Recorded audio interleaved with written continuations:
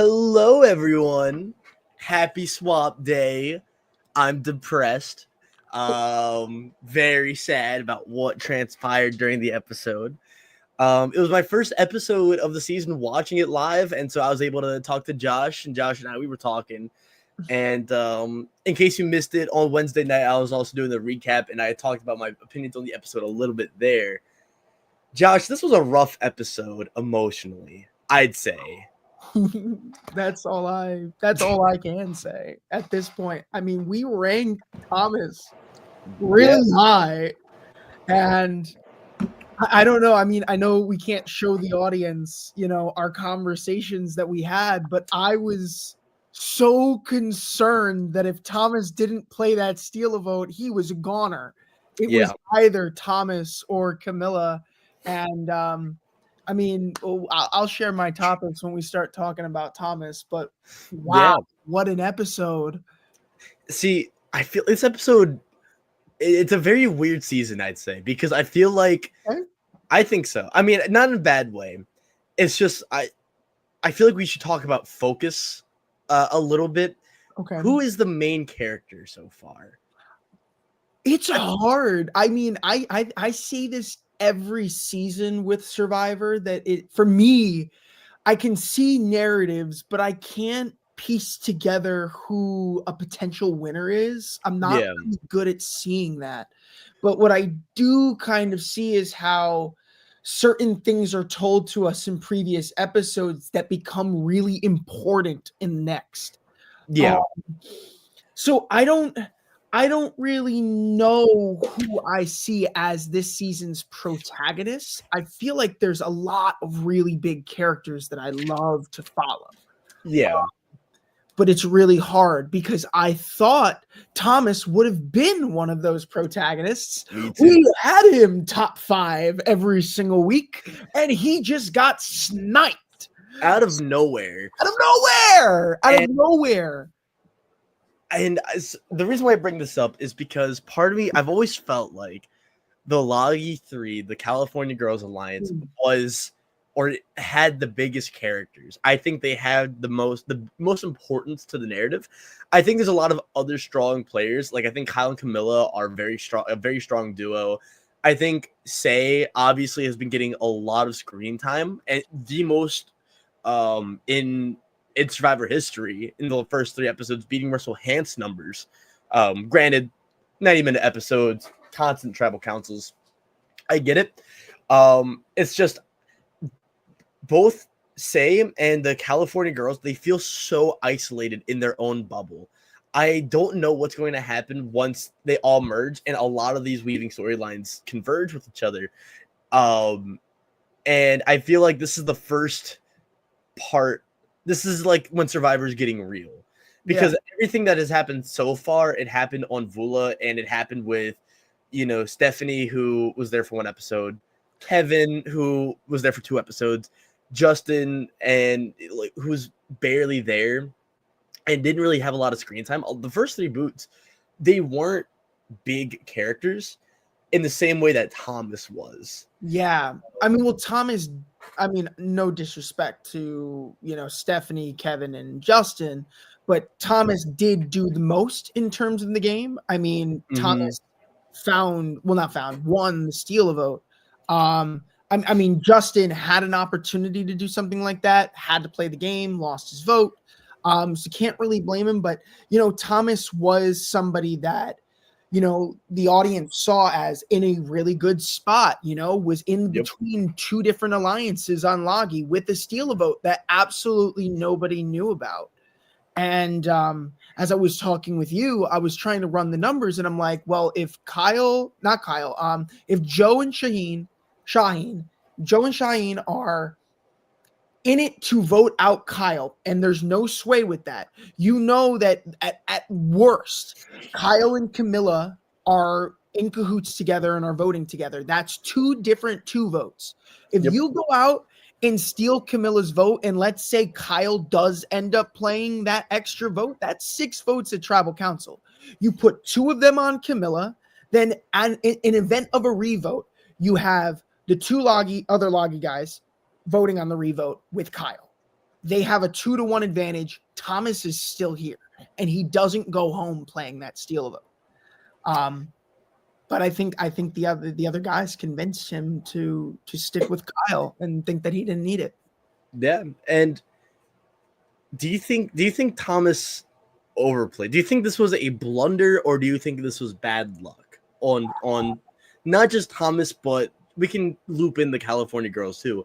I believe honestly that they overplayed. I think they came into the swap very confident, thinking we have the numbers.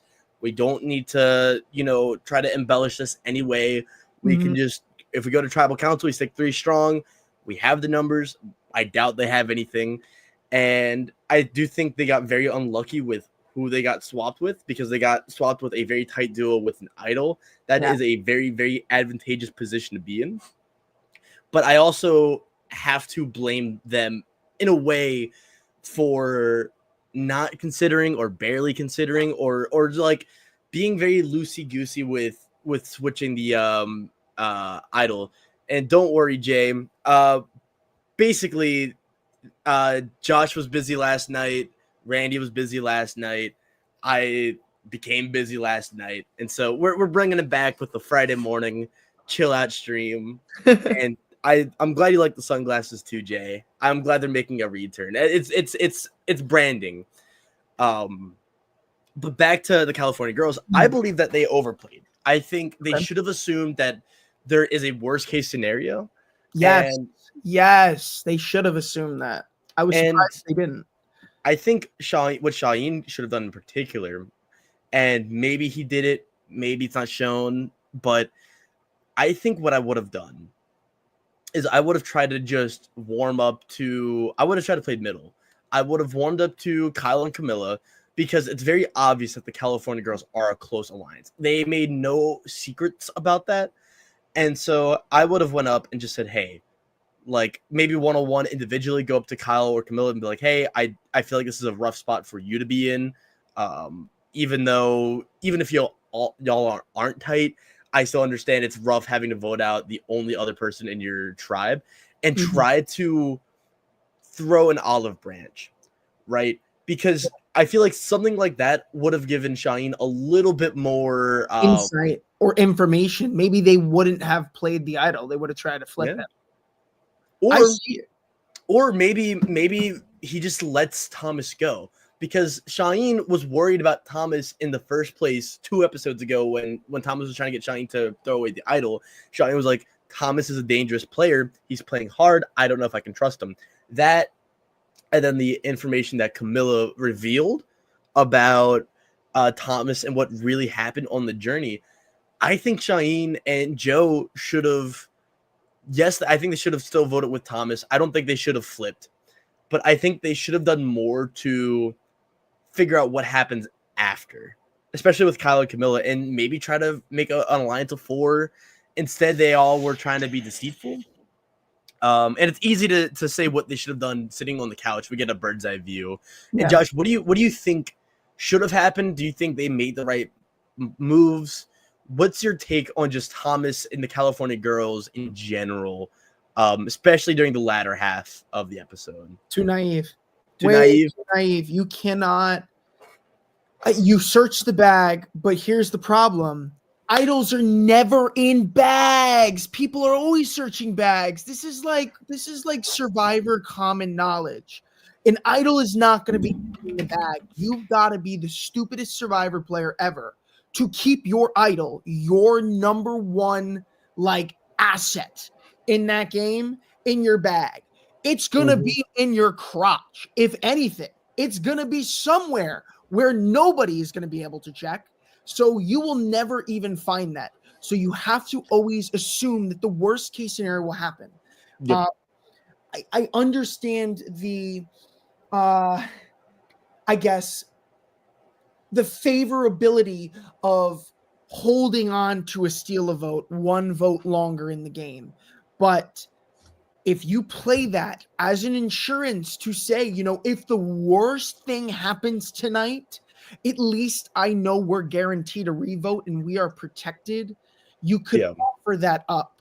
But I think this is where it gets interesting.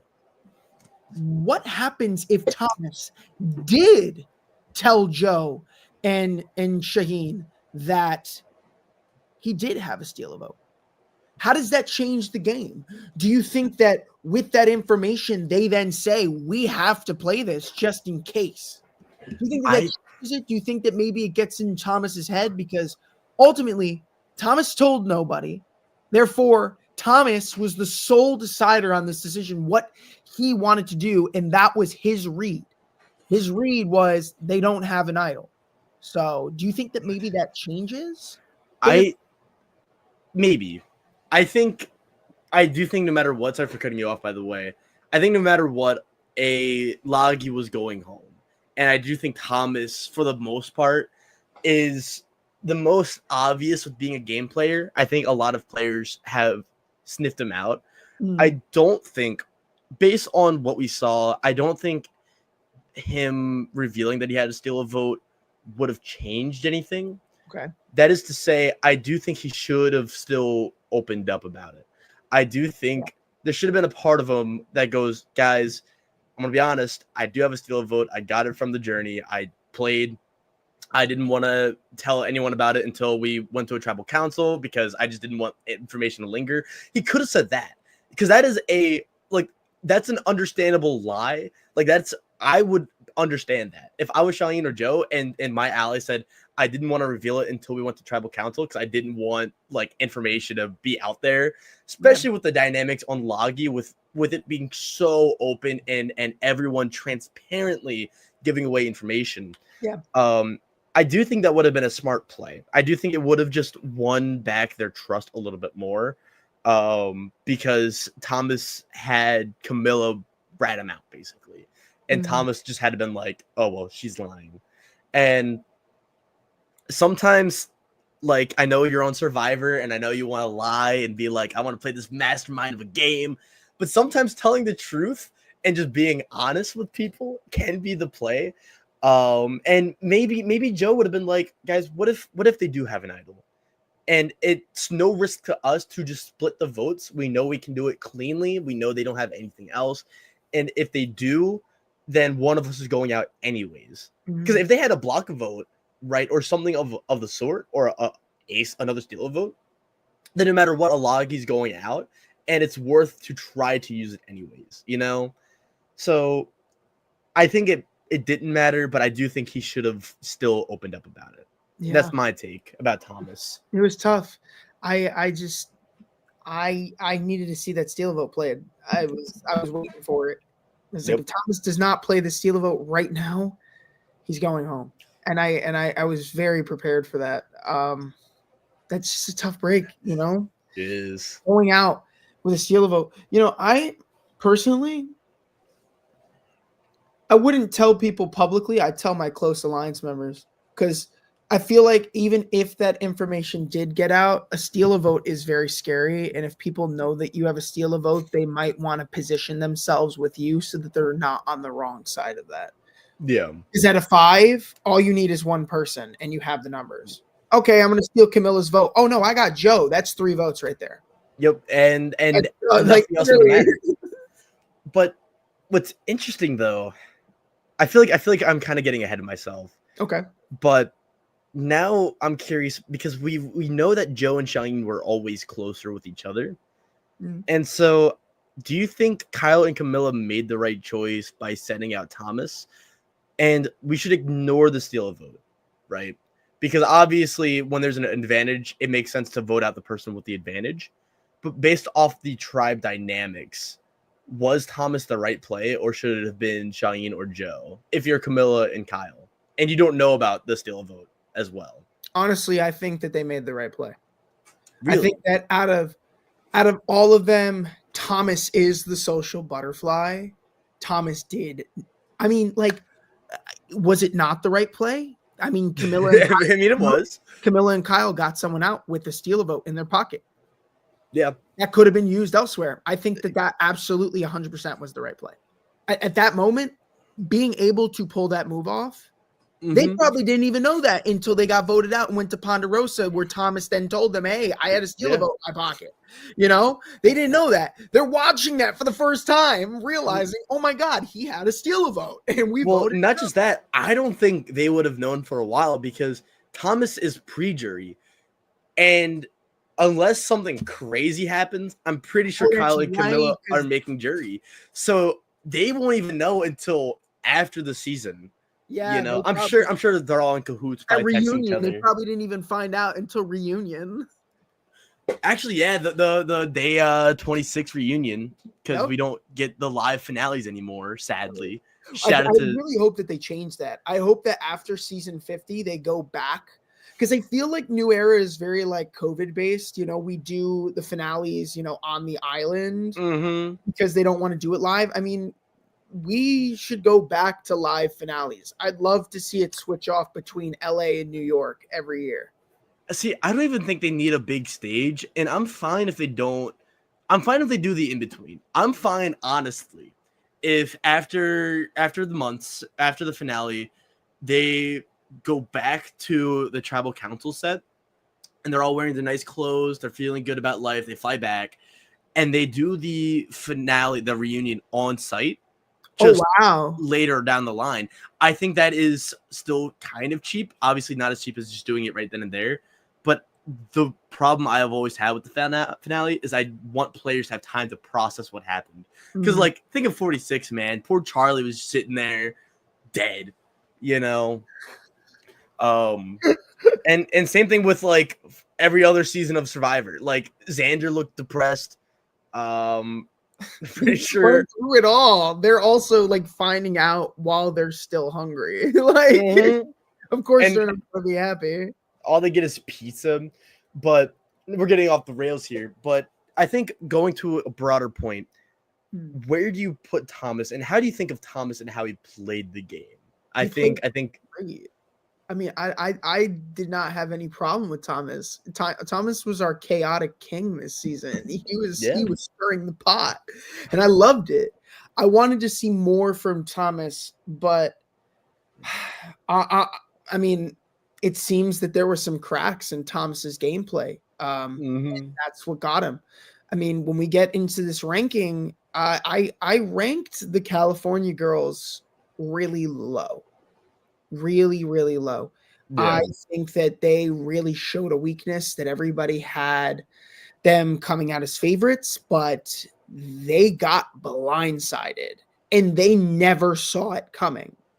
Or at least they did, they just didn't go through with that or didn't plan for that. So that's a massive blunder. That's like losing your rook or losing a big piece on your chessboard by taking Yeah. out Thomas. Now it's 2-2 and idols played. There's still another idol on Vula. So go find it and you got it. But if they go to tribal, what are they going to go to rocks? Going to be a two-person rock? They Like, fight for it. honestly, I hope it's not rocks, but I think it will be rocks. No, it'd be fire. It would be. I hope it's fire. Good. I'm pretty sure. We need fire. I'm pretty sure we went to 2-2 deadlock. Send me to fire. I'm not a firefighter. But do you think do you think Vula is going back to tribal council though? Because I feel like we've said this before. I said this when I first saw Vula 2.0, and I'm like, this tribe is never losing ever. And even Shaheen said that. They're gonna bring it home. At the challenge.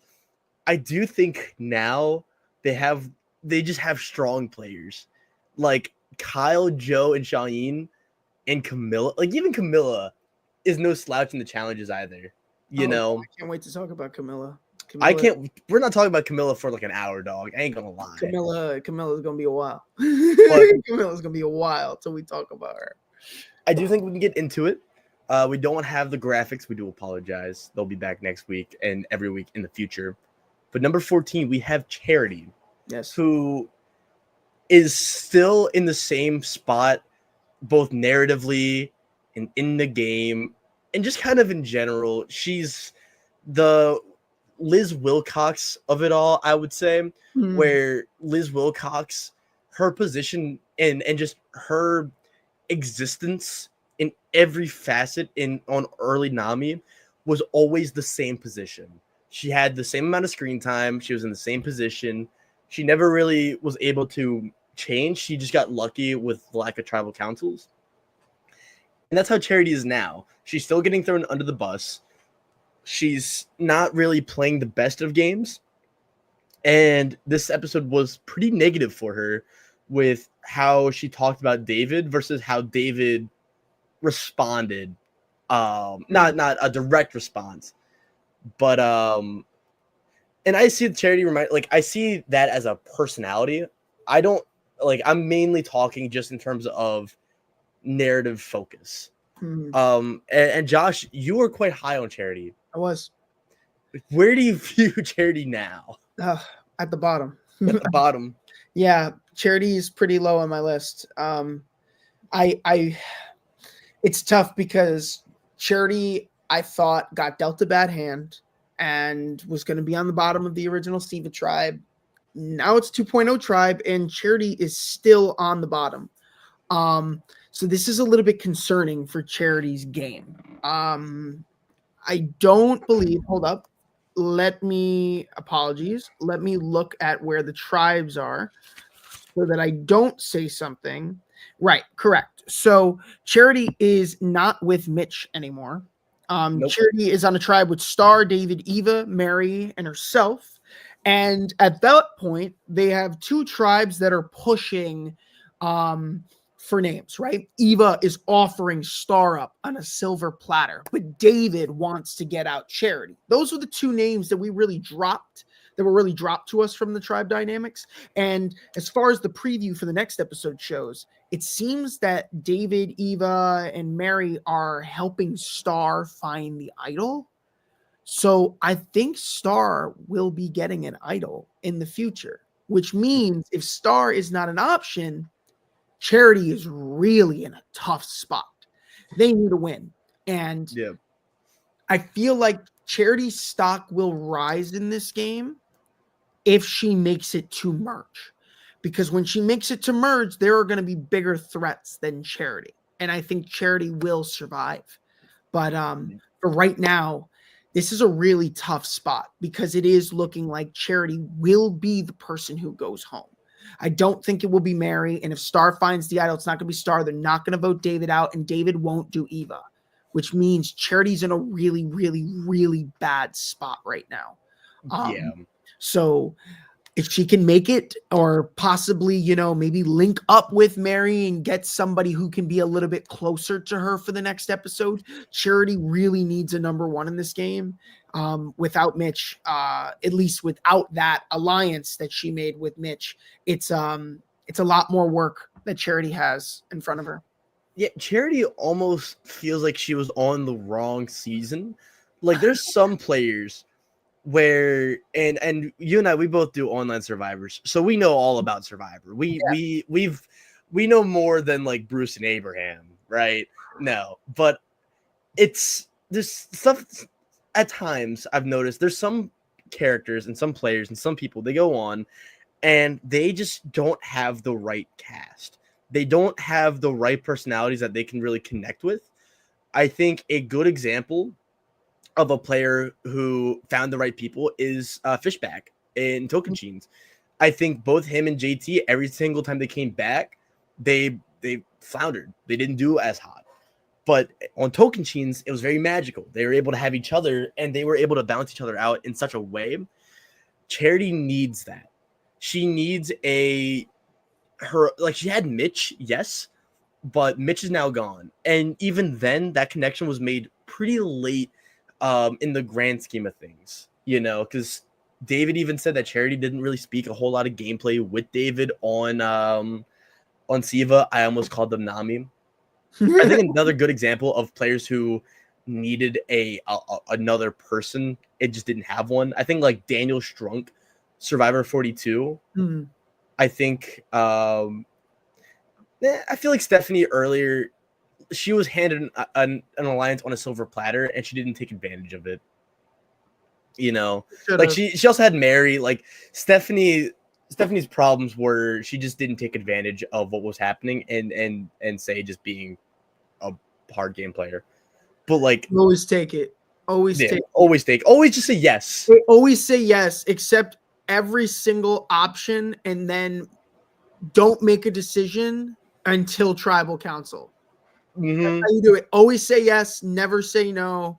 Always give yourself the best outcome, and then you can choose from there. Absolutely. I agree. Stephanie should have said yes. But or at least follow up on it. If you have somebody who's saying I like this group, say I like this group back. Let them know that you're with that this is an option. mm-hmm. You know? Yeah. I also think Jay Maya is a good example too. I think if Jay Maya had like a number one, her stock would be through the roof. And so I think that's what we're seeing with Charity, I would say. I think that's a pretty apt way to view it too. And now we're moving on to the main character of the season. It's Say. Yes. And there's a lot to talk about with Say, even though this was a cool-off episode for her, but also Say is not getting a cool-off episode anytime soon. And I would like to start by saying I do think Siva 2.0 is going to Tribal. I think they're losing next. Really? Hold up. Okay. All right. Just looking at it, no offense to Siva 2.0, but it's Bianca, Cedric, Chrissy, Mitch, and Say. Okay. So I definitely think that the two people on that tribe that are in the best spot are Mitch and Chrissy. Those are the two names that have not been pitched as a potential target. Say obviously is spreading doubt in Bianca about Cedric, and Cedric obviously knows that Say is going to be a big target. I think people are going to be really frustrated with her. They said that in the preview. mm-hmm. And Bianca doesn't have a vote and was actually pitched by Chrissy. Chrissy wanted to get Bianca out because she was afraid about her going back to the Lagi tribe.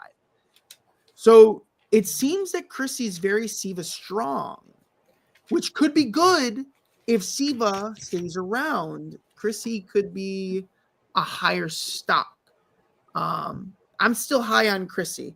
I know they haven't shown her a lot. I'm waiting for her. I think she's gonna blossom in the merge. I think at this point, Chrissy's in a really good spot. Chrissy's gonna make it to the merge. And we'll get to Chrissy when we get to Chrissy. Yeah. I do agree. I mean, I agree to an extent. I don't think Chrissy has the best win equity. I do think longevity is another battle. I see, but the thing is, I feel like New Lagi still has like just stronger people. Like they're not sitting out David. I do think Siva 2.0 is sitting out either Cedric or Chrissy. And no, like Bianca's a self-appointed like puzzler. You know, I don't think Say has done the best in challenges either. And plus they have two people from Vula 1.0. The losing is Tribe. So, and I think if they don't lose, I think Vula 2.0 goes. Really? I just think at a certain point they're just cursed with being on the green tribe. Yeah. But Say had a weird episode because on one hand, this was actually a really good episode for her. And also I feel like this was a really good episode if you weren't a big Say fan. I think this episode really helps not recontextualize, but humanizes Say in a way, because you kind of see more of her like respecting the game and just playing really hard. That's something I want to point out because Say has been getting, I've been seeing a lot of negativity, and we don't like negativity here. And remember, if you're sending hate to players, you'll have to get through me and Josh first. We will beat you up. Josh, flex your muscles. Look, see, this is what you'll go through with you have to go through us. But I think she had a pretty good episode. I think her linking up with Mary is the one thing that everyone and their grandma's been asking and begging for since the last episode. Ever since Justin went out, everyone's like, Mary and Say need to link up. They need to work together. Yeah. And I don't know if it's going to have any obviously it's going to be important to the story. Obviously they showed it. And so that makes me want to think that Say and Mary link back up at some point. Um, or that's used to just show that Say's, you can separate game from emotion. Either way, it has some relevance to the story. Yes. And then I also like how Say went into the swap not airing out dirty laundry. When Bianca went to say about, wanting to work together, Bianca was like, I'm assuming you and Cedric are close because y'all are on the green tribe and went to a lot of tribals. And Say told Bianca to get her own vibe. And we talked about this on the recap pod, but I think that was the best thing to tell Bianca because it gives Bianca enough doubt and showing that there's a crack, but also not shutting down any ideas. And I think that was a very subtle and just a very smart move on Say's behalf. But does that matter long term? Because I still don't really see a lot of longevity with Say. Obviously, I think she's linking back up with Mary, but it's like once the merge happens, she's going to be a huge threat. And I think the only way Say can really survive is if she makes a big threats alliance. I think she might need to link up with Shaheen and Joe. Whoa, that would be. Ooh, I don't know if they could handle her gameplay though. I mean, they had Thomas. Seriously, I think if Logi 1.0 went to tribals like Vula, I do think Thomas is like Say. Honestly, a little bit in a way. Like, they both were playing very, very hard. Yeah. And so maybe if Say is able to like cool off from the tribal councils and able to like really dig her heels in, I think she can link up with Shaheen. I think they would work well together. Or maybe the California girls bring in Bianca saying like, hey, we're like Thomas got idled out. Like, we know y'all were tight. We gotta work back together. I think Say needs to find bigger threats though. And I think honestly on Siva 2.0, I feel like there's a lot of under the radar players. Like I think Chrissy's under the radar. I think Bianca's under the radar. I think Cedric's under the radar. The second biggest name is Mitch, I'd say. In terms of just popularity and where they are. Yeah, I think a lot of people did. I feel like it was Shaheen, Mitch, and Thomas. I think were like the three, in my opinion, the three like biggest, most likable players in the season. I throw in David. Correct me. You think David too because of that one episode? Yeah, I think this episode did a great job too. I also just think like, just look at David, dog. Look at David. I do like David. David, I think he's. We'll get to David when we get to David. I have some things I want to say about him, but I think he's. But I think that's really it with Say. It's hard because for the last 4 episodes we've been saying like what she's been doing at Tribal Council and how she's been interacting. Like this was a good win for Say. I'm glad that the Vula people are finally able to take a breather, because it can be stressful, as we know. We're the Survivor experts here, Josh, me and you. But now we're going up to Star. Okay. And Star is a interesting player because kind of like Charity, Star remains kind of in the same spot she's always been in, still getting targeted by Ava. And I do think that this swap wasn't the best for her. I think if she was swapped with Thomas or Bianca, but only one of those two and no one else from Logi, I think she would have fared a lot better. Very lucky that she's on the same tribe though, because she's able to look for the idol even longer. Because I don't know what would have happened if she got swapped. I think that would have been tough. She might have lost her vote just for like an episode for one tribal, and then obviously I feel like they have something to go with that. Yeah, but I still don't see the most longevity. I do think she's getting worked up as such an obvious boot that if Logi 2.0 goes to Tribal Council, maybe they survive. Maybe, maybe Charity goes. She can find the idol still. There's enough room. I just can't see Star at the finale. I hear you. Yeah. I think right now, Star is actually my first buy low of the week. Ooh. And I'll say this because it really does seem that during the previews, that David helps Star in a way figure out what the idol is. So I think we're going to see next episode that Star is going to be the only person in the game who has an idol, unless somebody else finds one on Vula and Siva. I don't know how that works now because Kyle played a Siva idol and there is no idol on Vula. So maybe there's still an idol on Siva if you look for it. Mm-hmm.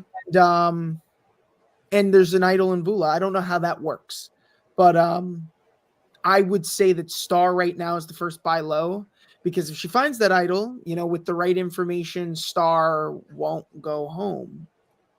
So I don't know. It seems like if Star finds the idol and David says, "Hey, don't play your idol, vote out Charity," and Charity goes home, then Star still has an idol for another tribal. So maybe not see longevity. I don't see win equity, but I definitely do see a major stock increase when Star does have the idol. So I'd say, I'm keeping Star on the radar for this week. I do need to see more from her, but getting an idol that can be used to help a resume. So I would not shut that down at all. And I have another question about Star, and I think you kind of answered it, but kind of didn't. What is Star's individual story, and how will it end? Do you think Star is going to have a big episode where it's like all about Star, and she's going to have like an emotional package and like an emotional send off, kind of like how Bruce had in 45, or even Genevieve last season? Do you think she's going to get like the Saul treatment where she kind of hides under the radar, doesn't get a lot of screen time, and kind of quietly goes, but kind of remains as like a cult classic kind of character? No, I don't think that she's going to get the Saul treatment. I think that Star's going to have the big episode, but when Star has the big episode, that's the episode that Star goes home. Yeah. That's what I think. I think that at this point, we really haven't gotten to see much about Star's story. I mean, at this point, I'm focused on who are the players that have a really, really good story, that we know what their story is. If we know what their story is, it tells me that they're probably going to go farther in this game because we're being shown more of it. Star, we haven't really seen that much of. And I mean, this was a really big episode. I honestly thought this could have been Camilla's episode to go with all the strategic talk. It just seemed like this could be a big send off, but for Camilla to have pulled that move off, I mean, whose move do you give that to? Do you give that to Camilla and Kyle, or do you give it to both of them? I say both. Both. Also, funny comment from Jay made me laugh when the Lagi figured out Star's idol but didn't tell her, which is why she hates them so much on Twitter. But that's important because why wouldn't we see that? That's very because that's a big, like, that was shown, like, or that happened on cameras. Wait, hold up. He said in an exit interview that he figured that out. I'm confused by what that means because does that tell us that Thomas knew the answer and that was the actual answer and Star ended up finding it out and just found it out later? Or does Star hate them so much on Twitter, quote unquote, because Star never found it? That's even deeper. Maybe she doesn't. I'm trying to think of all the options, Will. Like Jay is sending us through a rabbit hole and a half because my focus was because they didn't show us that. I think that helps Shaheen and Joe. I think that makes them look better because it's clearly evil and devilish. And maybe Star doesn't find it. Who cares? Like I would love to see like a winner like do something evil, do something villainous. Well, do you know why winners aren't evil? I Because just evil winners don't win. I feel like I don't know. I feel like a lot of the winners in Survivor are like at some point really shown that like they're like heroic in some way. I don't know. I'm okay with seeing a winner who's just like not afraid to be cutthroat. We just don't see that. I'd say We don't D. see somebody who just like really can like separate the game from the personal and just be like, I don't care. I don't want you to solve this at all. I mean, I just think because players who do that, they don't win. I don't think they get the respect from the jury vote. I think there's been winners like that. I think Sarah Lucina was like that in Game Changers. I think D was like that in 45. I think to a point, Jam Jam was like that to people outside of his alliance. I thought like his beef with Josh back on the Tika days. Obviously, he helped out Carson in the finale. Mm. That was a big hero moment. I mean, you can even go back to Richard Hatch. And there's also Tina as well in Australian Outback. She was pretty cutthroat and very ahead of her time. Vesepia, just cold cut mid-final challenge in front of Kathy, made a deal with Nalia just saying, hey, we got to take out Kathy in front of her. I think that's equally as cutthroat. I just think cutthroat players, we don't see that anymore. It's just hard for them to find success in the game. That's why I like Say. That's why I like her. She does not care. I actually love seeing Say. Like Say actually brings the entertainment value that I love from Survivor. I love seeing people run around the island, get paranoid, get scared. Like that's what you came to play. You didn't come to just sit there on bamboo and tend to the fire all day. No, you came to run around an island. Like I'm pretty sure Roxroy came just to tend to a fire and to hang out on Fiji. But speaking of Say, you can't have one without the other. We should talk Cedric now.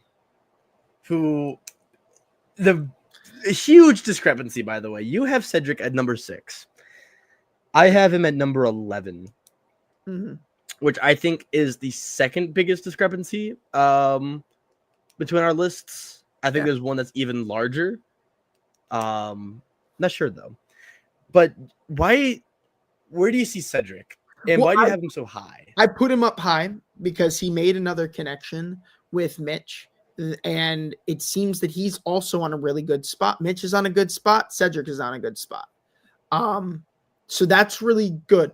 It seems that the information of what happened at that tribal and how significant of a aspect Cedric was did not escape, and people didn't really know about that.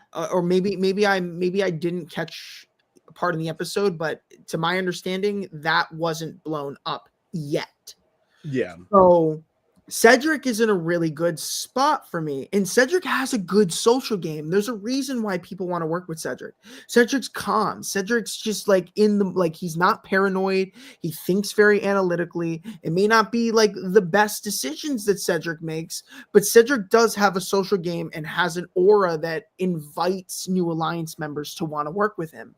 And I hope that Cedric found his person in Mitch, a new person that like he can trust moving forward in the game. Yep. But if Mitch makes it to the merge, if Cedric makes it to the merge, I don't see Cedric going. There are a lot bigger threats than Cedric. And I do think his social game will carry him out. He may not be the best person at comps, but if you don't have to worry about Cedric winning comps, but you can still trust him, why would you vote him out?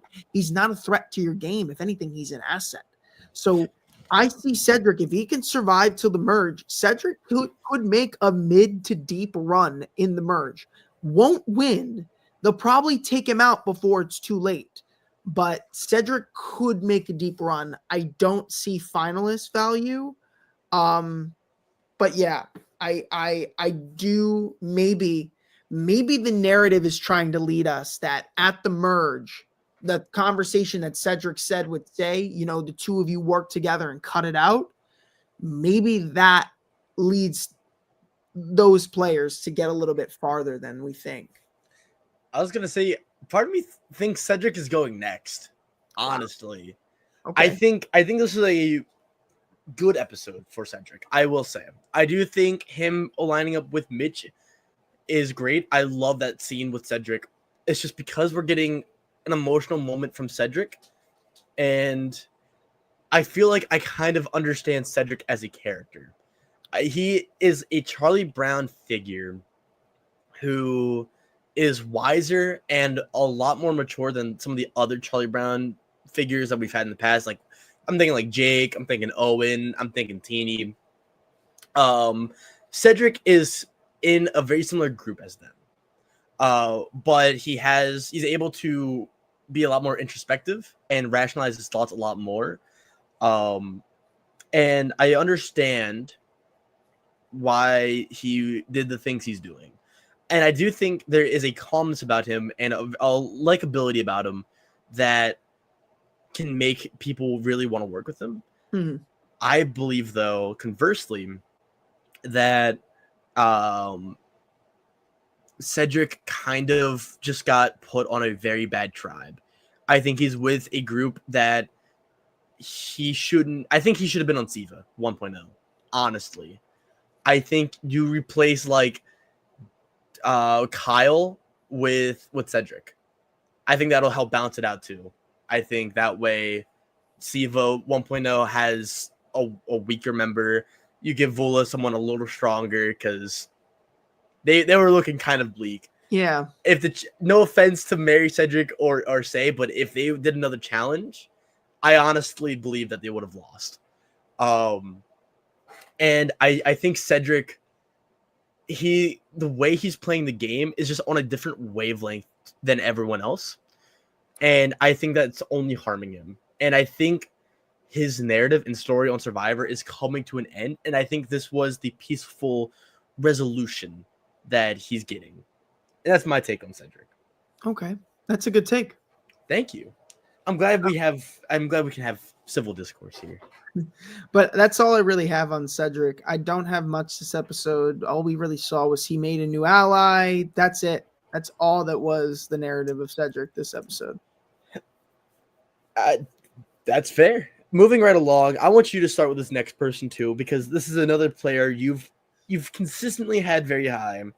I feel like these past two players are like those players that you're like, you don't know what they're doing in this game. They're just like here.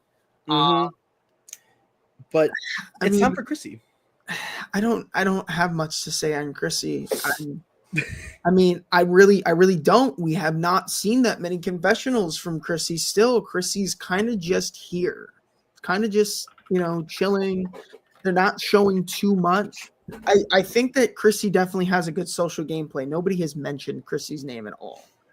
She's really good. She's in a good position. If I'm correct, Chrissy is with Mitch also. So that's good too. I hope that those two will link up. And if they link up and Chrissy wants to stick with Siva, then that means going with Mitch. That means Chrissy, Mitch, and Cedric would be in a good spot.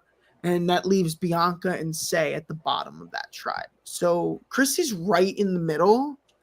Chrissy's like this. Just we don't really know what Chrissy's gameplay is, but Chrissy's in the best. Chrissy's in the one of the people, in my opinion, that's in the best spot on this new Siva tribe. I agree with that. I do think if they go to tribal council, I don't think Chrissy goes. Yeah. I think what happens though, like I feel like they're trying to loosely suggest that there's going to be an alliance of 3 with Cedric, Mitch, and Chrissy. But that seems like such a very weak alliance in terms of loyalty because Cedric just got there. Mitch and Chrissy, they weren't really close on OG Siva anyways. And I think Say and Bianca are going to put in the legwork. And I think they're able to overcome the deficit because I don't think anyone knows that Bianca lost her vote. And I don't think anyone will. And so they're going to assume that Say and Bianca are 2 votes. And I could see like Mitch perhaps and maybe Chrissy or Chrissy just jumping ship and linking up with Bianca and Say They can suggest like a all girls alliance as well. Like there's different paths and avenues to go down, because it doesn't really seem like Chrissy is that on board with Cedric and Mitch. Okay. At least for right now. Hmm. But that's like, again, the most I can really say about Chrissy, because she's had 5 confessionals the entire season, Yeah. which is pretty bleak. But maybe they're just saving her. Maybe she's going to get even more down the road, because there's longevity at least. Imagine she has like 2-3 back-to-back episodes where she's got like 15 confessionals a pop. That's what I'm saying. Like she goes on a run. It's like we've seen it. It's possible. Doesn't mean it's probable, but crazy things have happened. We remember Genevieve, from last season. Speaking of Genevieve, let's talk Bianca now. This was a good episode for Bianca. There's one scene I just want to point out. Whenever I love when Survivor is very aware of itself, in a way. And I took a note on this, and I even highlighted it. I drew a box around it because I wanted to bring it up. But there's a scene, right? Bianca's like on New Siva. She's freaking out. She's like, "This sucks. I'm with no one, and I don't have a vote. This is the worst position I could be in." She says, "I need to find a crack," and then immediately she finds a crack and is aware that she found a crack. And I think that is storytelling, and I think that is a clear win. That is very on the nose, maybe too on the nose for Survivor's sake, but that was very important to me, and I think that is setting up Bianca for something. Maybe she goes out next. Maybe her lack of vote is troublesome, but I do think Siva 2.0 is a very messy tribe. I don't think any of the alliances are really set in stone. And so I do think there is a chance that Bianca could go out, but I could also make the case that anyone on that tribe can go out except for Mitch.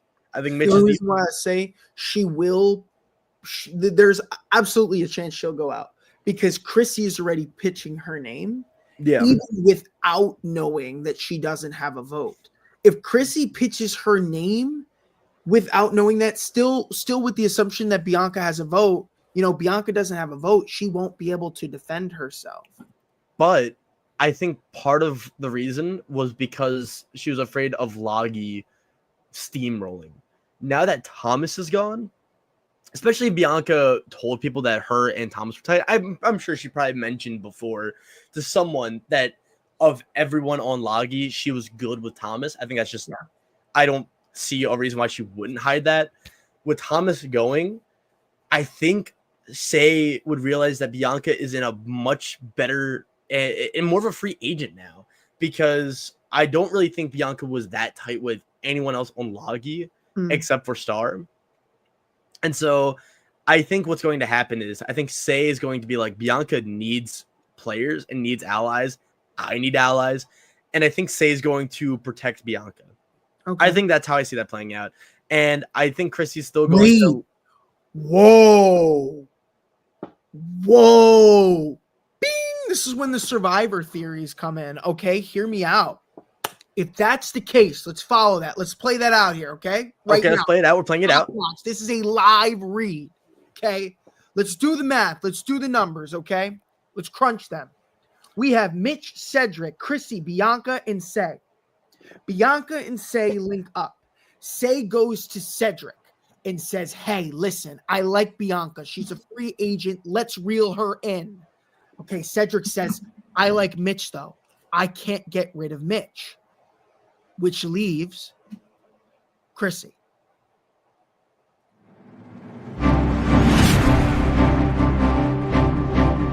With that, the $1 million question here is, if Chrissy is the vote, and that's what they pin it on, and Chrissy and Bianca kind of have this head-to-head, Bianca has no vote, which means 2-2. It will tie unless Mitch plays the block a vote. I think Mitch flips. Or Mitch flips. That's also another theory. No. Does Mitch vote out Chrissy? Yes. I don't know. Chrissy's very Siva strong. I don't see that. But if he blocks, what if he blocks Bianca's vote? Wow! Bianca with the big play saying, I have a vote and I'm going to vote Chrissy. And Mitch says, I'm going to block Bianca's vote. That's a crackpot theory. Think about that. Like, that would be such an insane scenario. Like, just watch. I feel like that would, if that happened, I feel like every episode for me would just keep getting more ridiculous and ridiculous. And I love it. I love it. I think this is my favorite new era start that I've seen in a long time. Actually, I agree. Every episode is keeping me involved. Like, I'm living for it. I'm loving the chaos. And within the first 3 episodes, we've already had some paranoia. And I love it. Like, that's why I watch Survivor. I watch Survivor to watch the chaos, the paranoia ensue, and what people can do to strategically adapt to all of those circumstances that are being thrown. I grew up watching in the Russell Hantz era. That was the pinnacle of gameplay for me. So seeing that being played out on multiple different tribes so early, having the most, I mean, you couldn't have picked those tribe swaps any better. You had duos on each tribe. You had alliances. Didn't we talk about this at the beginning of the game? That this was going to be the season of duos? This is it. And now with Thomas out, you got Joe and Shaheen. Like, and what? You have both of them. You have Kyle and Camilla. You might even have Cedric and Say. Like, there's so many different outcomes that could happen this game. And what about the duos that were separated that come together at the merge? Not just that too, but I also feel like a lot of the duos outside of Kyle and Camilla, they're not tight. Like, none of these duos and none of these alliances outside of the California girls are like that tight. There's always a bit of paranoia with them. Like, yes, there's Say and Mary now, but like I think Kyle and Camilla are the only 2 that could be an exception though, because they've been locked in this entire season. Like, they've not wavered at all. Everyone else though, it's like there's dysfunction there. Like, I would not call Say and Cedric a duo. I'd say they're like, they have a weird relationship. Same with Say and Mary. Joe and Shaheen, yes, they're like duos, but like Joe also is a lot tighter with Ava. But Ava's in hot water right now. We'll get to Ava when we get to Ava. But there's also like Mitch and Charity. But like Charity's in hot water. I wouldn't call Mitch and Chrissy a duo. I wouldn't call, who else is there, you know? Well, that's what I was thinking is like, you know, what about those people that were separated that when the merge, they have their duo? I think Mitch and Charity, they're the 2 that were separated that when they get to the merge, that's their duo. They just need to get back there. Here, let me look at the things, right? We have that. So, you know, Bianca lost her duo. So maybe there's room for a new duo to be created with Bianca. Maybe that's not Bianca's final duo in the game. There's a new duo being created. There's David and Eva right now. It seems like maybe a temporary, but could be open to a long term at the merge. I like that. Mary's a free agent, right? Star doesn't really have anybody else. And, you know, you have the new Vula tribe, which is just 2 duos at this point. Yep. Unless somebody flips and turns, I don't see that happening because I see the Loggy boys as being loyal to each other. They're going to try and get the other ones to flip, and the other 2 are not going to flip. That's why if Vula goes to tribal council, that is going to be the most complex tribal of the season. And I feel like every possible outcome that has happened this season so far has just been like ridiculous. Like, what happens when you see 2 duos go at tribal council? Do they go to rocks? Do they go to fire? I feel like Joe would convince them to vote out Shaheen, because at that point Joe knows he can make fire quick. If he didn't give that away, he would burn one of them. That would be such a big move. Like, there's so many outcomes that really, I really feel bad if there's anybody, from other seasons watching this, but for this season in particular, I don't know. I don't feel like I've ever been this excited for the possible outcomes in the future. Like, what's going to happen? I don't feel like I've ever been that excited for Survivor. Not just that too, but I'm also like oddly excited for admittedly, I was never the biggest fan of tribal councils. Because I feel like at a certain point, I kind of know what's going to happen. Mhm. I can always guess who's getting voted out. I can guess, or if I've seen the episode before, then it's always like I know this person's about to get voted out. There's not really much else. But this season's tribal councils, like there hasn't been a tribal yet where everyone has voted, and where everyone's vote counted. There's been the last 3 tribals. There's been idols, right, or shot in the dark, same thing, or votes being negated. The last tribal, there was a no vote, tie vote, deadlock. That insane tribal. And we're now talking about either Vula going, which is a 2-2 split deadlock fire making, or we're pitching the idea that Mitch is going to block a vote of a player who doesn't have a vote. And that's just a hypothetical. This is a hypothetical, but that's a realistic hypothetical too. I can absolutely see Mitch blocking Bianca's vote. I don't think that is like a crazy theory at all. I don't know what the rules will say about that, but because I could see Chrissy going. Well, you can announce it if that's a gameplay, and Bianca can really convince.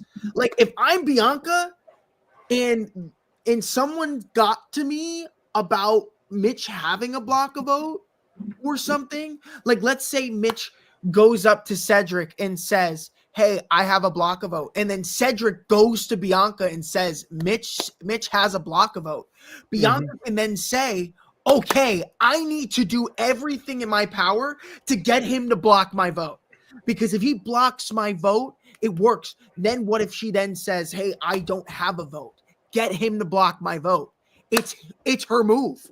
It would honestly, it would be a master. It would be another whoa, I can't believe they just convinced, everyone to be okay move like Camilla and Kyle did this week. If Bianca pulled that off, I'd put her at a buy low right now. I'd put her as potential because honestly, that can skyrocket. If Bianca pulls off a move like that, skyrocket. Bianca's capable of making the big moves to win the game. Oh, yeah. And to cap off kind of Bianca, we have a comment from Jay about Bianca's consistent edit.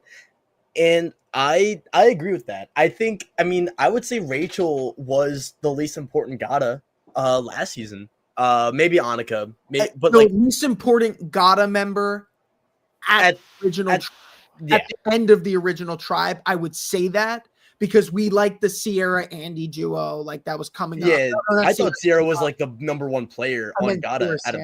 Sierra Sam duo. Then we had Andy, who was a really complex character, and then Rachel was kind of just there, like the rice stealer. Yeah, and people call me crazy. I had Rachel number 1 episode 1, and the entire season I had her top 3. Everyone called me crazy. No one believed in me until the finale, and everyone's like, "Oh, Rachel's such an obvious winner. Survivor's fallen." It was a really good pick. I'm like, I was there, and that's always made me mad. But speaking of OG Lagi, I think it's time to talk to Joe now. Okay. And Joe is the first of 4 players who they have the same ranking because of averages. And something about a lot of these players too is that we really disagreed with where we placed them to a point.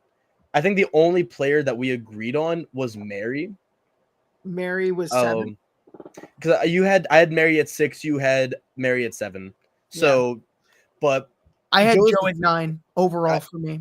I had Joe at 4. And I'm going to say this too. Shaheen was 10. Joe was 9. They were very low for me on my overall rankings. But let's talk about them. I mean, you won't guess where Shaheen is for me, by the way. I'm assuming he's really high. He's got to be like 1 winner. That's what I'm saying. I'm like, what's the average between what you and I did? Winner. So Yeah. I'd like to start by saying, I mentioned this earlier when we were talking about Thomas. Shout out to Thomas, by the way. I do think Joe and Shaheen needed negativity, and that's very common for winners in the new era. They're always making mistakes, and if they're not making mistakes, then they try to do anything in their power to show a mistake. Like Kenzie in 46 had that weird scene or like weird episode where like they were like talking bad or like they were trying to give her negativity forcefully. Besides that too, we have D being rude to Jake, which everyone's like, oh, D's kind of mean. This has long-term effects. It didn't. There's Jam Jam beefing with Josh and kind of being rude to Carolyn as well. There's Marianne pre-merge gameplay. Erica pre-merge as well. Every winner has had pre-merge negativity. And I do think to a point, this was that for Joe and Shaheen. My reason for having Joe lower, though, I have him at number 4, which is kind of it makes a lot more sense when you see the rest of my list and when I explain it. Because I don't want to just drop Joe low because his ally went out. Because obviously I didn't think the California girls would make up the final 3 anyways. At a certain point, there would be a blind side. And Joe had a very quiet episode. And so what Joe needs is next episode, he needs to have a lot more screen time. And he needs to be like episode 1 Joe again. You know, he has to start the episode building fire, being like, this last night was a shock. I got to rebuild. If he does that, then I think Joe makes it very far, makes a very, very deep run. I think it's a wake-up call. It is. It's time to wake up because I ranked them low and like still right now these are buy lows. Like these are great players that that can easily skyrocket the next episode. But you know what? You came in here, Loggy. You were all cocky. You were cocky all night. All night. You said we're gonna win. We're gonna vote Kyle. Everything's gonna be all right. And it showed a weakness that I hope wakes you up for the rest of the game and says, listen, this game is not going to be easy. You went to your first tribal council and your ally got blindsided by an idol. I am not going to let that happen again. I'm not going to allow that to happen again. Let that be a wake-up call because now you're on a good path, but they didn't play the extra vote, which means Camilla and Kyle now have the power. No, so, they did play the extra vote. It was hard to see on the episode.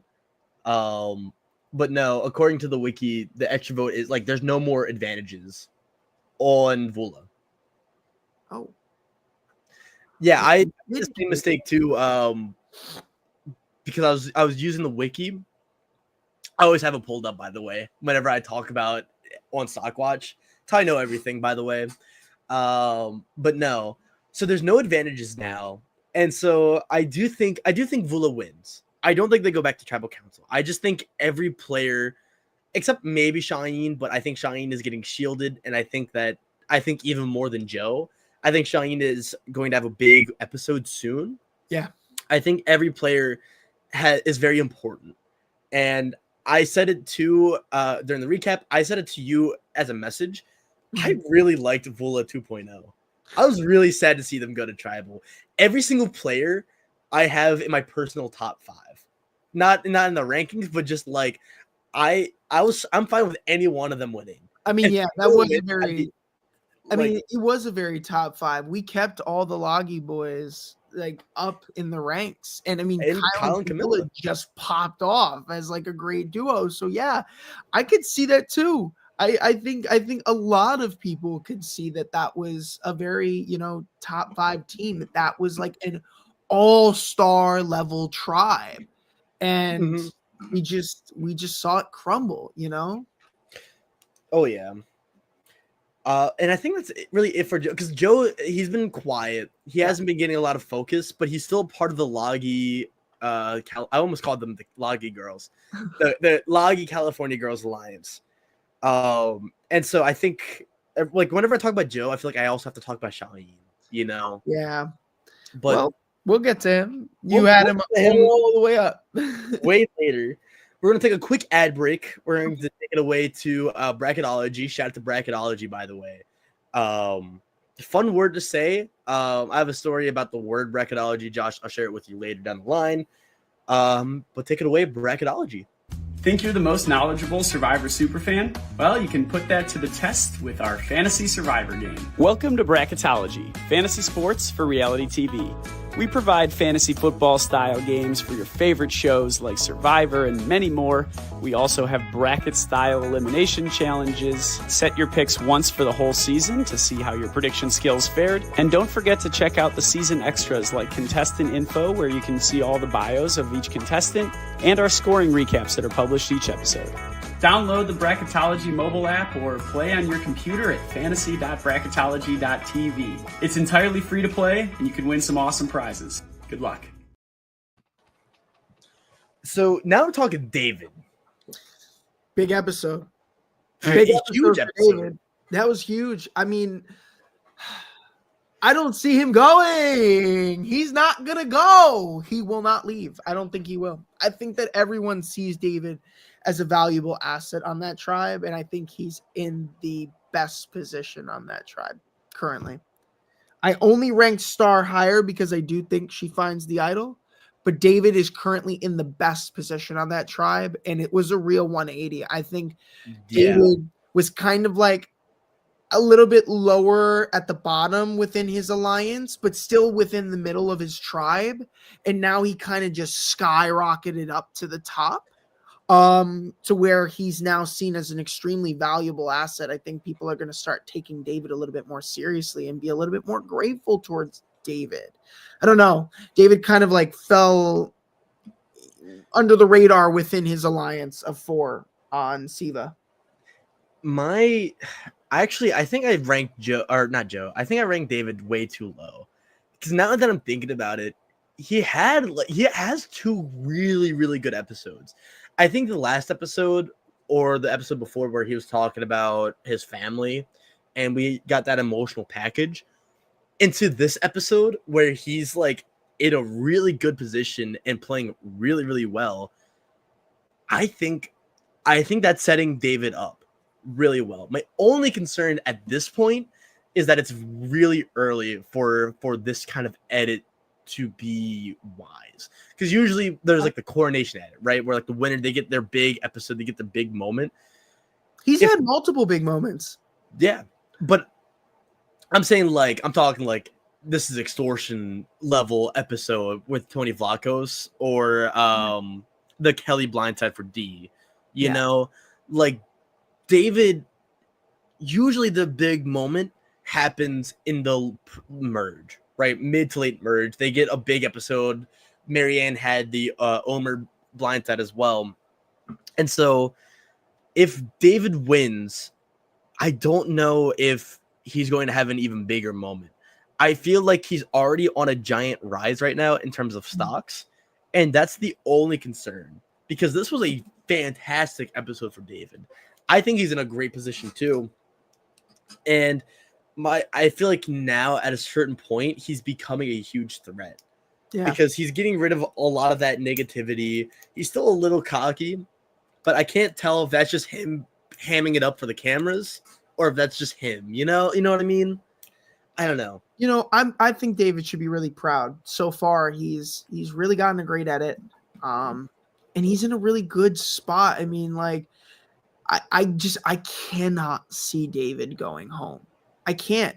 I mean, when you have somebody who is that strong in a pre-merge phase, I mean, my strategy would be to tend to keep those players around, because we could use that kind of strength to get to the merge, but then at the merge, let them become a shield. And if people have that same kind of mindset, I think David sticks around this entire time. Yeah. 6.5s. All these people that are ranked 6.5s on our list are like, it's a weird group, because honestly, like, 5 through 9, right? Ava through Bianca. They just have so much untapped potential, I feel. Yeah. Um, That's it. This is what I like to think when it comes to stocks and rankings. I think this 6.5 is really important because you never want to be on the top. If you're on the top, you're the biggest threat. If you're on the bottom, you're the next to go. You want to be perfectly right in the middle, always, in those rankings, because those are the people that are always going to get the farthest, is the people who are in the middle.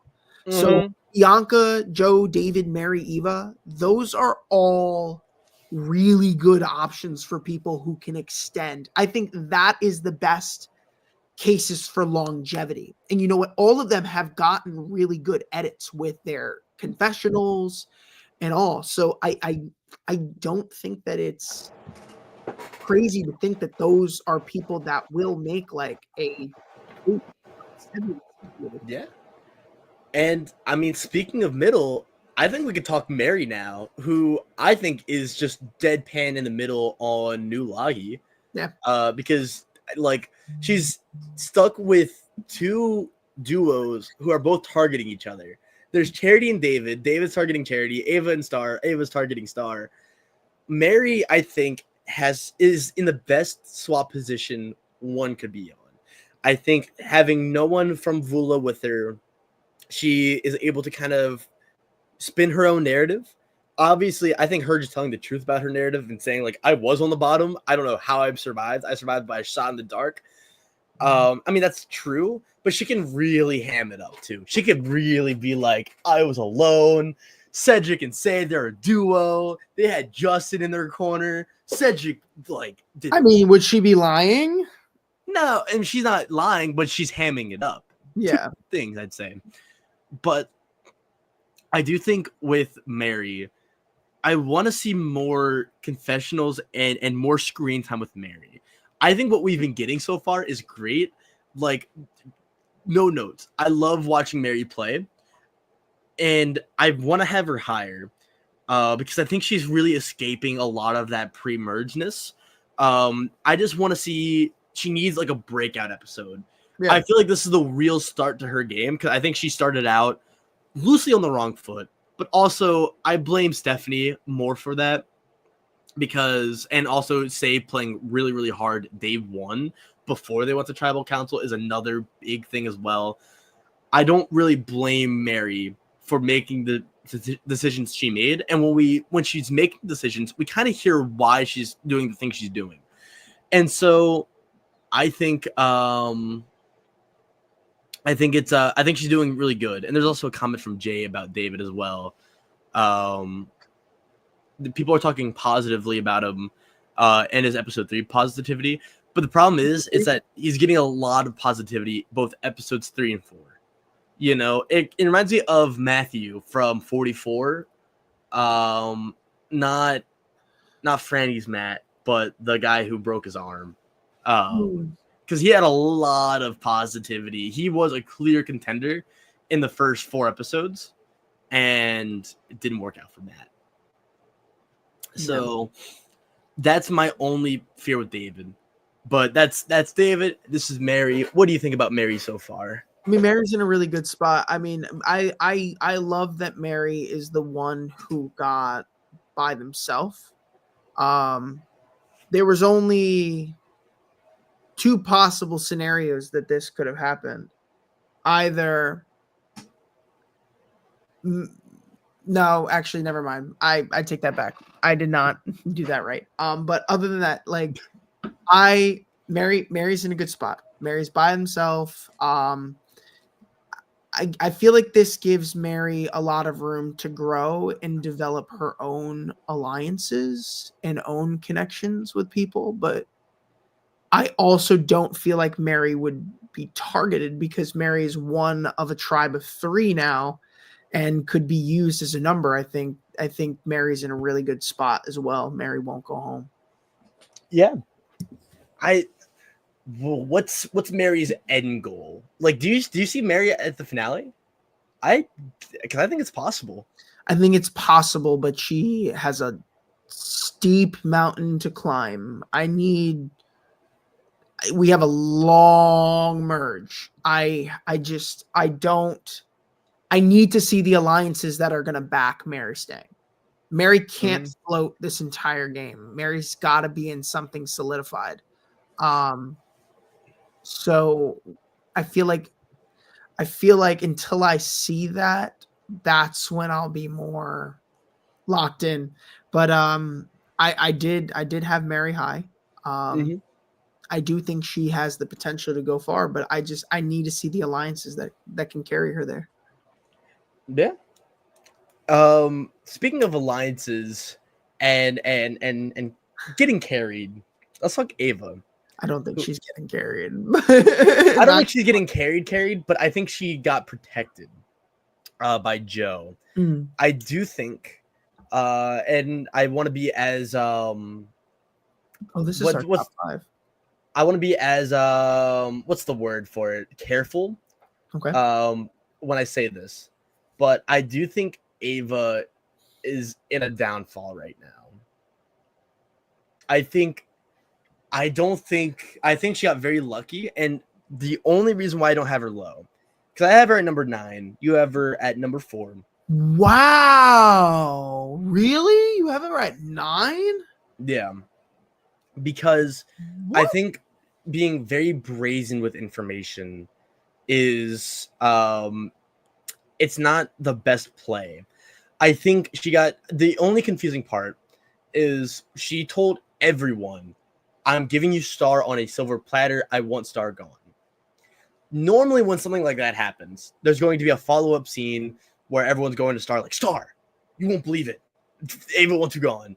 Or there's going to be another scene, like there's going to be something, some blowback, a confessional even, where they're like, why is Ava so brazen about information? We didn't get that. So I don't know how this is going to play off, but I do think that Ava, over time, it's kind of clear that she's a character. I think her story is going to be about Ava as a person, and less about a masterful game that Ava's playing. And I don't really mean that she's getting protected or carried. That was just me trying to be cutesy with the transition. I don't want no smoke. But I'm not that high on Ava, and I don't really see the win. What do you think, Josh? I know you're very high on Ava. I like her. I ranked her really high. I loved the narrative coming into this tribe where she got put in a tribe with Star, and I feel like there were those butting of heads. But I feel like the episode really did favor her because it showed that she had a real good connection with David, and she linked up with him. And I feel like that's going to carry over, and that's where she's going to be safe, and she will be protected by David. I feel like if there's anyone, she would be David's number 1 on this tribe. Yeah. I think that's for sure. So I feel like that's where she's going to be in a good spot, and that might help. Again, let's look at this.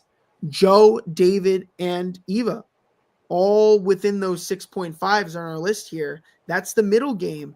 These are all people that could easily come together where, she could go over to Joe and say, hey, listen, David's really good. He's cool. He's trustworthy. Let's trust him. And that, I think right now I'm going to write down these 4 names, and I want to see where they go in like 2-3 weeks. And I'll bring that up and be like, bring it up. Yeah. Be like, so episode 4, we wrote these down, and look at where they are now. They're still in the game. Watch them get voted out one by one. That would be horrible. That'd be the greatest success in StockWatch history. But Cedric talked on the swap mat about connections being tested. Maybe I don't think they target each other. I think what could happen is maybe come to merge, Ava and Joe get pulled into 2 separate directions, and I think I could see them being tight with people who are targeting each other. So I could see Joe. I could see honestly Vula linking up as a alliance of 4. I could see them being like, guys, let's just hash it out. Last night was rough. We voted out Thomas, but like we need to stick together because we're not really tight with anyone else. And I could see that. And then I could see, Ava and David linking up, and then come merge. There can be a big war between like Lagi and Siva, where Ava and Joe are struggling with like having to work together despite being on opposite sides. I see that more, or something of the sort. I don't think they target each other. I think Joe and Ava just have too good of a bond so early on. Or maybe that their connection gets targeted. And Ava's not going to win because she only wants to work with the big, strong men. Doesn't seem to work well with the women. That's something that's been brought up a lot. Really? On the socials. Oh, yeah. Social media. I didn't even see that. But... Well, I mean, to her defense, she does... play hockey and says that she does have an easier time getting along with men, just because she works so closely with them. If that's what makes Eva feel comfortable, then I mean, all for it. Like, sure, keeping doors open and trying your best to work with everyone is always good, but if that helps her be able to trust or find people to trust and put that loyalty in, I think it's a good gameplay as long as you're trusting the right person. I think David could be the right person. Yeah. David doesn't really have like someone he's really solid with. I think another big concern too with Ava, and just something about that too, I don't think she means like I don't work well with women like that. I think there's a lot of nuance with it. But Survivor fans, they treat everything black and white. That's why I stay off the socials. I just make my own opinion. Like we go our own. I don't listen to I don't listen to like the other opinions of what the theories are. I just like to know what other people are thinking, and I'm bored too much. But next up on the list we have Shaheen, and I feel like I should start because I have Shaheen at number 1. The reason is that Shaheen, going back to what people are saying, a lot of people are saying Shaheen's been toneless as of late. This was a bad episode for Shaheen. This, that, the other thing, and I see it. My rationale is that he was getting protected. We saw that he was skeptical of Thomas early on, and he was tighter with Joe. So losing Thomas isn't the worst position. And that's 2 things that was clearly stated to us. So that makes us think that like losing Thomas isn't the end all be all for Shaheen. He can always come back. I think he got his negativity. I think digging through the bag in front of Camilla was a bad move. But there's also, in the episode, he is able to rationalize that he could get played. He told Camilla and Kyle, like, y'all could be the best actors, and if so, props to y'all, respect. And that means he's self-aware. I think that he can be the winner. I think next episode is going to be a breakout episode. I think he's going to take the focus. I said that about Joe earlier, just in case, because Joe can still get it. But I think it's Shaheen's game to win. Yeah. And there's a message Jay sent an hour ago. I'm bringing it up now. But they showed the idol search at the beginning of the episode with no one finding it because someone found it. There's going to be a flashback. I disagreed. I think the idol is still on Vula. And I think that the next episode, someone's finding it. Yeah, I think they're going to look. And I think if there was an idol, I think we would have heard about it. I think if Say or Mary found it, I think at the start of the swap, the first confessional would have been like, I found the idol last minute on Vula. Like we're about to leave. And I think we're going to get that kind of thing. But just for Jay as well, I'm going to play the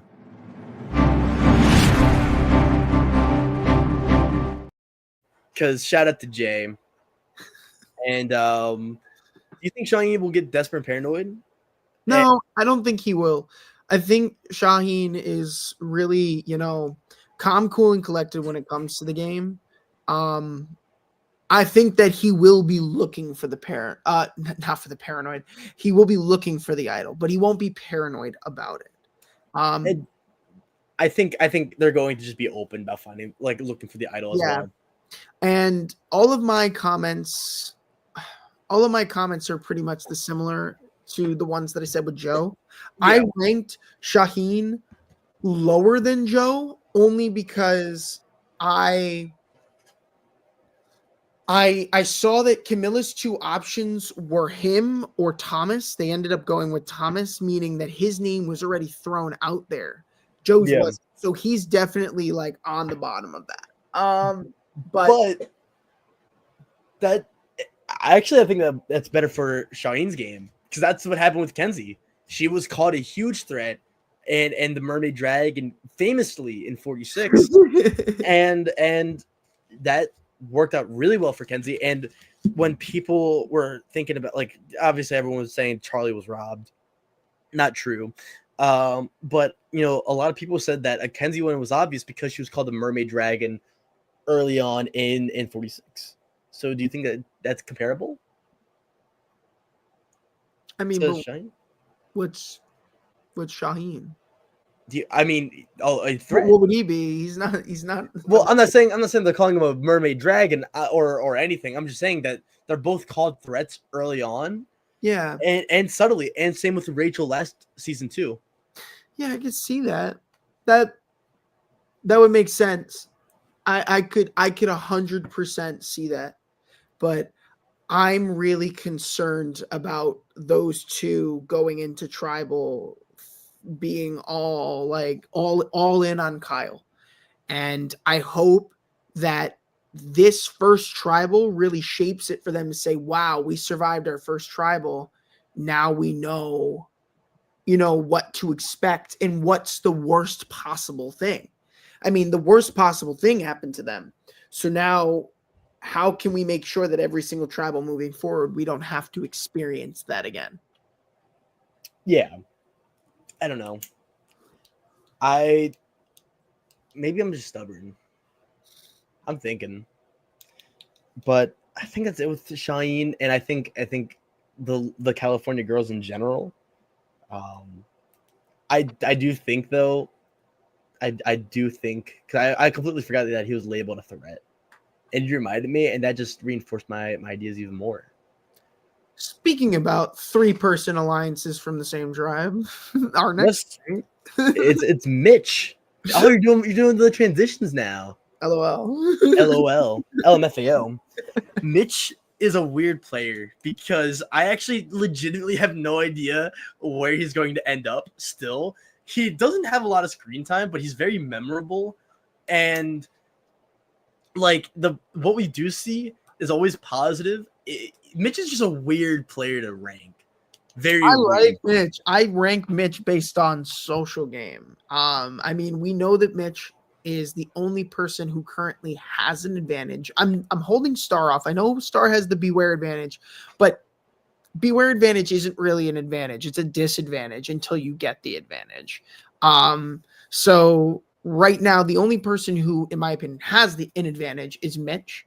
But Mitch has a really good social game.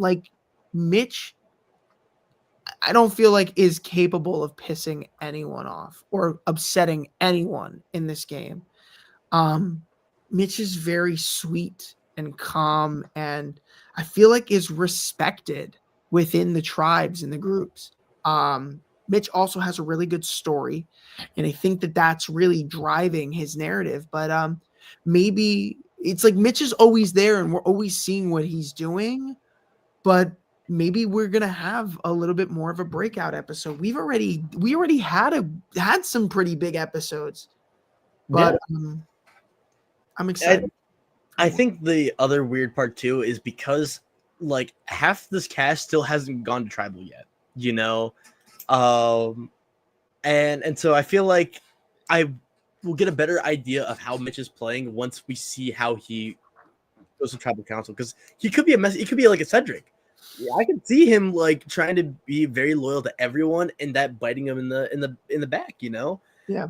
On the other side of the coin too, I think no matter what, Mitch is making it far. I think he is likable enough, and I don't think he's the biggest challenge threat. So I see him just like being a number for anyone, and then come like final 8, they're like, all right, this Mitch guy is a big social threat. Vote him out. Get him out of here. But I think if he gets in front of final tribal council, I think I could see him being a losing finalist. Honestly, I think he kind of fits that bill of like being a likable character. I could see him winning based off social game alone. And real quick too, Jay had a question about a likable men's alliance like California Girls. I think we will. Put me on Survivor. I'll be in a likable all guys alliance. Don't worry. We need more golden retrievers on Survivor. TBH. Yeah. Less Hunter, more like Eddie from Karamoan. More like Mitch. Mitch is a golden retriever, I'd say. I like but I honestly still don't really have a lot to say about Mitch because he's been roughly the same guy and in the same position forever. Yeah. Is there anything else you have to say about Mitch? Not much. We didn't really see too much of Mitch. But I don't think that that's a bad thing. I think that it's actually really good because Mitch has had, first 4 episodes, Mitch has always been safe, and I think that's really good. It's good to not have much to talk about, but also be so high in the ranking. These next 2, do you think we can talk about them simultaneously? Yes. Because I think it's pretty fair. The players of the episode, by far, 100%, 100% players of the season at this point. I ranked Kyle first, right? I'm gonna make sure that I'm not okay. Yeah. So I really like Kyle as a winner pick because let's look at how Kyle started. Kyle broke the glass. He broke the glass and still found a way to not only be in a major 4 alliance within his tribe, to find an idol, to have a really close ally who also got an extra vote, and to be placed on the same tribe and to pull off this move. I've never seen a trajectory like that. Kyle has had highs. We're talking glass breakers. We can talk Erica Caspana, I'd say. We could also talk who was the first boot of 46? Jelinski. Yeah. Like people who break glass, they either first boot or winning. And Kyle's still in the game. I like Kyle a lot. I think Kyle and Camilla, they're a very likable duo. Like they feel like very real and genuine people, even through the screen. And like same with the California Girls too. Like the whole Vula 2.0. Again, one of my favorite tribes. Period. Maybe it's recency bias. Who knows? Who's to say? It's a pretty good tribe in terms of players on it. They do deserve an Oscar. I thought, honestly, I wanted to rank Camilla number 1. Okay. I almost did. And that would have messed with the rankings too because we both like Kyle and Camilla. They're both the same rank. But I actually think this was a better episode for Camilla than Kyle. Well, it was. Kyle only played the idol, but I feel like Camilla was always not only in the conversations, but was stirring the pot. I said this earlier in the season about Camilla, and I was really concerned about Camilla's gameplay because she said in a confessional that she was willing to stir pots. She was willing to, get in people's ears and play like a very upfront game, like where, information was being displayed and people's trusts were being eaten alive. And I said that, I would come in with a very similar strategy as Camilla because I respect that game. And I can't deny I've played a similar style in online games when it comes to like Survivor, but Camilla has found a way to do it where she's not being perceived as a threat, like up front.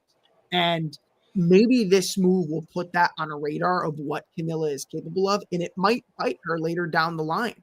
But if Camilla is capable of making a move like that and pulling that off, that is honestly props, because that is really hard to do in the game of Survivor. And especially when they were already searching through bags, being really paranoid that there was an idol out there, to still convince them and to play an idol successfully and pull off a blind side when you're at a numbers disadvantage. And the best that you can do with an extra vote, if you vote the correct person, is tie. They were at a disadvantage and they pulled it off. Yeah. I had a really good question. It was about the knock your socks off. Okay. Or no. I think another great thing too is, like, again, Camilla's never been called out for stirring the pot. Yeah. She's been the best pot stirrer. I mean, she threw Charity under the bus initially. She knows how to do it well. She knows how to do it well. That's a good point that you brought up, Charity. That was the second time that she's done that. And it's such a good gameplay, but you got to be careful not to get caught. Right now, you kind of were pretty obvious to show that you're capable of pulling that off, which you did. Unless Camilla goes around and says, hey, I didn't know about the idol, but y'all still voted the same way. So they're not going to trust you, and they're going to believe that you two were close. That gameplay at a tribe swap, at a merge, needs to be blown up. Joe and Shaheen need to blow that up at the merge. They need to tell them what they're capable of. But what do you think happens in the morning after tribal? Do you think Kyle and Camilla come clean and say, like, hey, we were tight and we didn't want to be outnumbered? Because, like, I think they can come clean.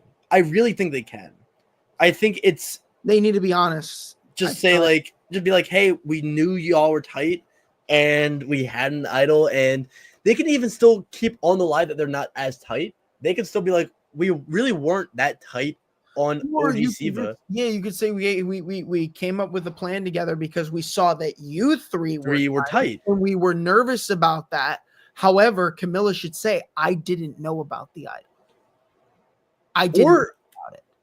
And then Camilla can also just say, like, and we did Thomas because we knew Thomas had, like, something, clearly, because he went on the journey and he lied about it. If Camilla was there during the bag search, Camilla should probably, like, I don't know what Camilla's going to do, but because of the bag search was right in front of them and they wasted their time doing all of that in front of them and Camilla led them on, Camilla should say, hey, to kind of, like, maybe be like, I can swing. Hey, I didn't know about the idol. I don't know. I'm curious to see how Camilla plays it. Does she say that she knew about the idol? Because if she knew about it, to me, that tells me that they're really close. Yeah.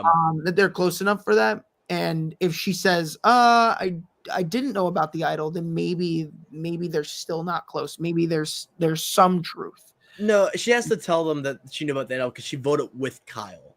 Yeah. And she wouldn't have done that if she knew that Kyle wouldn't have gone. Mm-hmm. So I think honestly what just happens is to go to Joe and Shaheen and be like, hey, we weren't really that tight, but Kyle told me that he had an idol, and I knew that Thomas had something, or he lied about the advantage, because why would he tell you that he walked away? Even if Shaheen backed up Kyle or backed up Thomas initially, I feel like he has to go with that truth.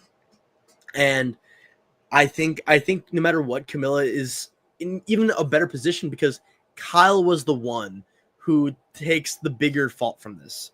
I think Kyle is going to be labeled as a bigger threat and bigger target. And so if someone takes a shot at them, I think Kyle goes first over Camilla. Really? Wow. To be honest, and I think that is a bigger notch to Camilla's game as well. Mm-hmm. And do you think the 48 swap will have the same consequences as 45? I don't think so. I think the swap of 45, it kept all the Reba players together, right? It was just like all. I think it's really hard to find another Reba 4 level of alliance. I don't think that we're gonna have a Reba 4. I think I wanna reiterate that I think that this is the season of duos. I think that it's not about 4s, it's about 2s, and we're gonna see a lot of duos go to the end together. It's gonna be think of this like the merge is shaping up to be a subpar blood versus water season, right? the people who are by themselves and don't have duos are going to join on to people who can become trios, or I see so many different pairings, and right now Bianca just lost her loved one, so that's how I see it right now. Bianca is going to be looked at as an asset, and that could really change a lot. Who knows? It's hard to say though when it's a lot of duos, because again, a lot of the gameplay feels very self-contained. Like I don't know how players like Shine is going to react to players like Cedric, or how Mitch is going to respond to David or David. No, not David. To Joe. And there's too many moving parts because it's like there's so many. I didn't think Say and Bianca would be tight. I didn't think that would be like when I was like thinking of the swap. That was the last group I was thinking of. Yeah. So it's really hard to say, literally. And I think honestly, that's it. Is there anything else we have to go over with any of the players? No, I feel like it was a really big episode. I've been ranking Kyle a little bit higher after that idol play, but I mean now Kyle I think has to after today.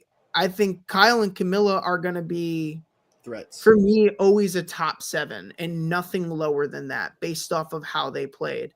I don't think that even if Camilla is on the bottom, she'll ever be on the bottom because of the moves she's made. I think that right now, resume wise in this game, Kyle and Camilla have by far the best resume. It's not even close. I'm looking at all the names and just trying to refresh. Other people can base their stuff off social game based off of game moves that have impacted the game. Kyle and Camilla are top contenders for that. And I think that that's a no-brainer for after episode 4, that Kyle and Camilla are being looked at right now as very serious players. If you're not taking them seriously right now, that's a problem. Because they came to play and they showed up this past episode. Also, do you think this is better or worse than Operation Italy? I think this was a better move. I think this was a smarter move because I think it relied off of acting and lying to the majority. I do think Operation Italy, though, was a better TV moment. I was hyped. It was a better TV moment, and it took out a big what if because Caroline's name was not being said. Caroline's name was not being said. And she would have won if not for Operation Italy. But this move, I feel, will have a bigger impact on the game. Yeah. Because if Caroline survived, I still feel like the same outcome would have happened with Rachel winning the game in the end. I don't feel like she would have affected that in any way. It probably just would have been Sue and Caroline in the end. Or Andy and Caroline and Rachel in the end. Not Andy, Sam, Caroline, and Rachel. I think this one, though, if you don't eliminate Thomas, I think it really shakes up who goes to the end and significantly changes everything because of the steal vote. And not just that, too, but Rachel was also supposed to get voted out during Operation Italy. So that plan was already kind of ruined. And as much as I love Operation Italy, it was a hype moment. It was very flash in the pan. I think this move had a lot more substance. Yeah. Because I think it really it breaks a big alliance. Because I thought the California girls, they were scary. Like, just look at them. They looked like big threats, They did. Anywho. Absolutely. But yeah, no, I think that's it. Normally I say like later tonight there's Australian Survivor, but there really wasn't, like, there's no Australian Survivor recap tonight. Is there anything on Fridays?